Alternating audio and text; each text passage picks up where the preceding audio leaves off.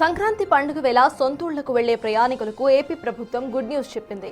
సంక్రాంతి పండుగ సందర్భంగా ఏపీలో 8,432 ప్రత్యేక బస్సులను నడపబోతోంది. సంక్రాంతి కానుకగా సాధారణ ఛార్జెస్తోనే ప్రయాణించే అవకాశాన్ని కల్పించింది.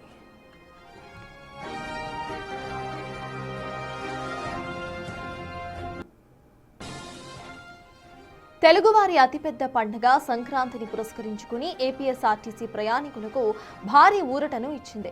ఏడాది పండుగ రద్దీని దృష్టిలో ఉంచుకుని ఏకంగా 8,432 ప్రత్యేక బస్సులను నడుపుతున్నట్లుగా ప్రభుత్వం ప్రకటించింది. ఈ ప్రత్యేక బస్సుల్లోనూ సాధారణ ఛార్జీస్నే వసూలు చేయబోతున్నట్టు ఆర్టీసీ స్పష్టం చేసింది.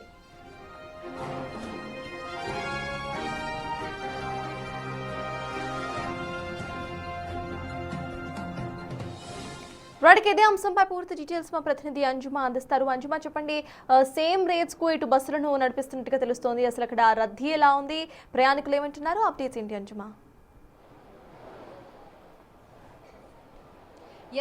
సంక్రాంతి సందడి మొదలైపోయింది. సొంతూళ్లకు వెళ్లేందుకు ప్రయాణికులందరూ కూడా బస్ స్టేషన్లు, రైల్వే స్టేషన్ల బాట పడుతున్నారు.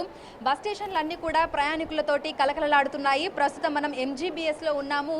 సంక్రాంతి పండుగ సందర్భంగా TGS ఆర్టీసీ 6,431 స్పెషల్ బస్సులను నడిపిస్తోంది. ముఖ్యంగా ఈ ప్రత్యేక బస్సులలో 50% అదనపు ఛార్జీలను కూడా వసూలు చేస్తున్నారు. ఈ రోజు, రేపు, ఎల్లుండి విపరీతమైనటువంటి రద్దీ ఉన్నటువంటి నేపథ్యంలో ఈ ప్రత్యేక బస్సులన్నీ కూడా నడుపుతున్నట్లుగా కూడా TGS ఆర్టీసీ అయితే స్పష్టం చేయడం జరిగింది. ఇటు MGBS, అదేవిధంగా JBS, దీంతో పాటుగా మనకి Uppal cross roads, LB Nagar cross roads, అదేవిధంగా పలు ప్రాంతాలలో బోర్డింగ్ పాయింట్స్ను కూడా ఏర్పాటు చేయడం జరిగింది. ఎందుకంటే MGBSకి ఈ సమయంలో ప్రయాణికుల రద్దీ విపరీతంగా ఉంటుంది కాబట్టి ట్రాఫిక్ జామ్ సమస్యలు కూడా ఎదురవుతూ ఉంటాయి.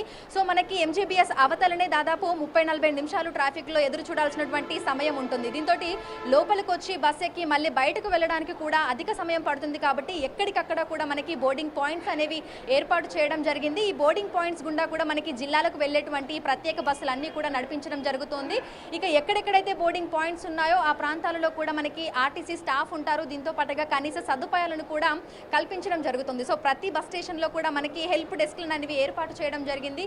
ఏ ప్లాట్ఫామ్ మీదకి ఏ బస్ వస్తుంది, ఏ నెంబర్ బస్ ఎక్కడ వస్తుంది, ఏ సమయానికి వస్తుంది ఏంటి అనేది కూడా ఇక్కడ స్టాఫ్ ఉండి వచ్చిన వాళ్ళందరికీ కూడా గైడ్ చేస్తున్నారు. దీంతో పాటుగా మహాలక్ష్మి పథకంలో భాగంగా నడిపేటువంటి మనకి ప్రత్యేక బస్సులలో కూడా మహిళలకి ఉచితంగా ప్రయాణం అనేది ఉంటుందని కూడా తెలపడం అయితే జరిగింది. సో మొత్తంగా సంక్రాంతి సందడి అయితే మనకు బస్టాండ్లలో అయితే కనిపిస్తోంది. అనేక మంది ప్రయాణికులు వీకెండ్ కావడంతో సొంతూర్లకు వెళ్లేందుకు అయితే పయనమవుతున్నారు.